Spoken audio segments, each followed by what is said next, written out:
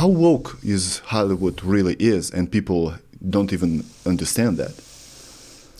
Well, when I was growing up in the 70s and 80s, it wasn't that woke. I mean, it was still very, I remember these really, really, really sweet movies like Pretty in Pink and, Breakfast Club and just all these really just feel good, like, American teenager movies and just some of the more, like Chariots of Fire won multiple Oscars and just all of these sort of great. Star Wars, of course, was super impactful, the 70s and the 80s.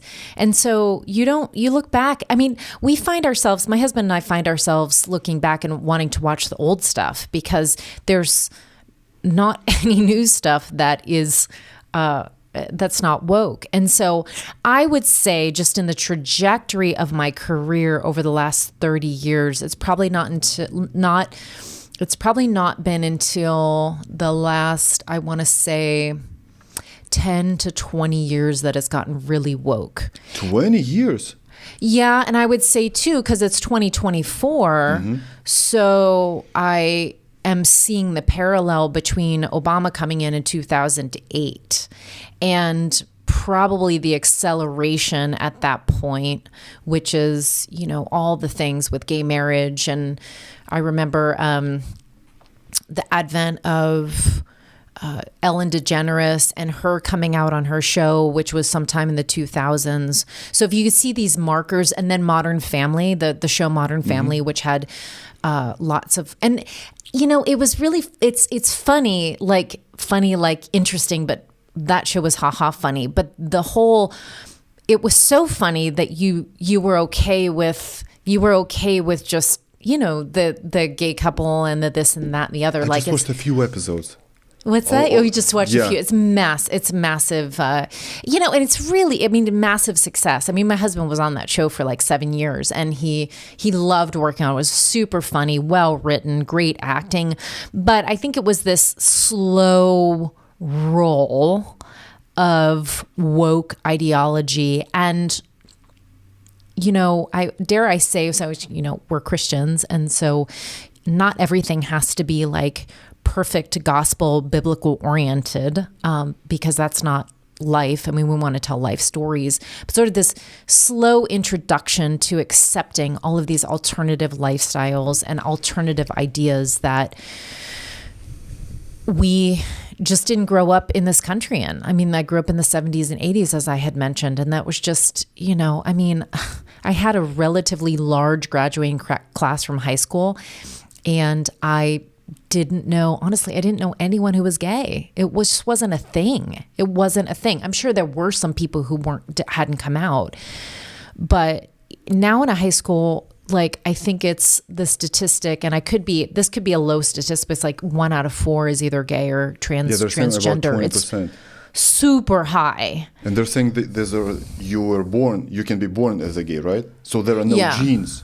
There are no gay genes. Right. So that means that's a religion that you follow. Which I have very strong ideas about. But in Hollywood in particular, it was definitely in the last like 10 to 20 years, probably more solidly 15, which would align us with the introduction of Obama years. Modern Family is Ed O'Neill, right? With Sofia Vergara? Mm-hmm. That's the movie?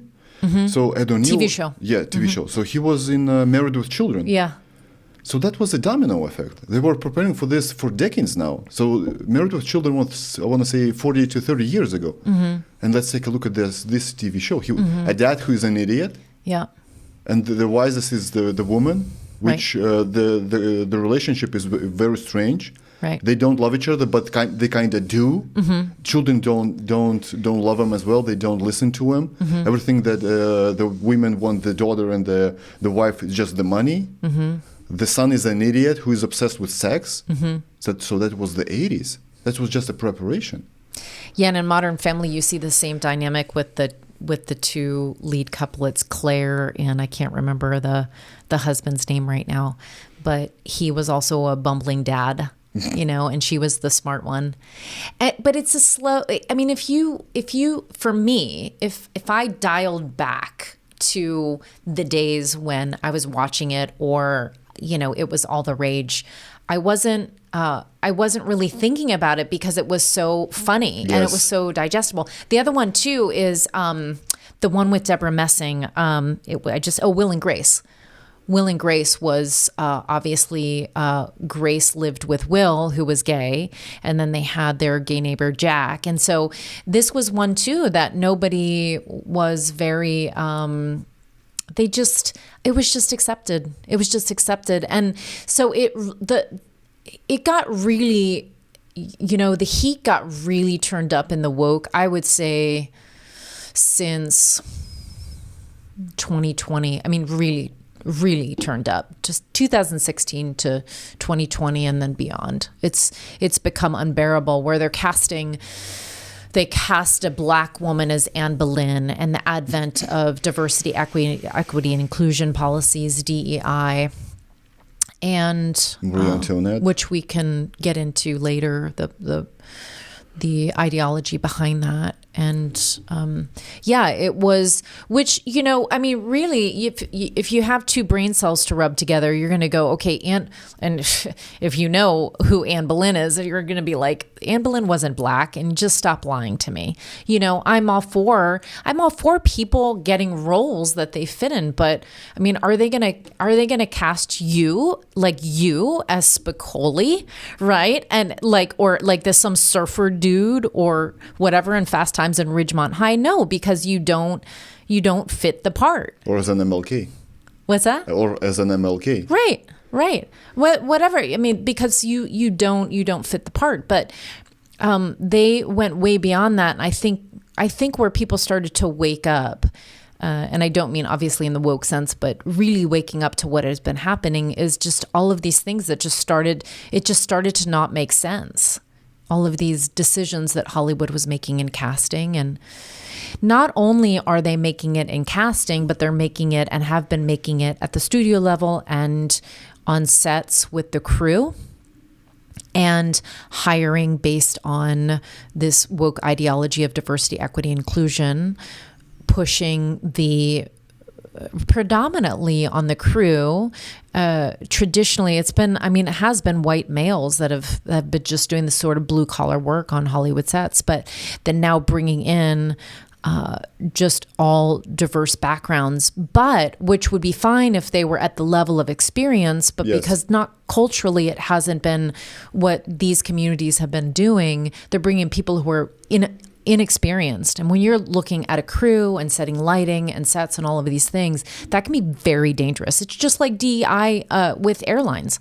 It can be, why are you going to hire a pilot that just over the color or the gender or even the sexual preference over the experience and excellence, right? And when they make a movie that obviously sucks, they blame you and me. Because for we're not sexist, accepting it. Not watching it, not paying for this, not taking our kids to watch their movies, animated movies, and etc. So we're the sexist, the biggest, the racist, all that stuff. Right.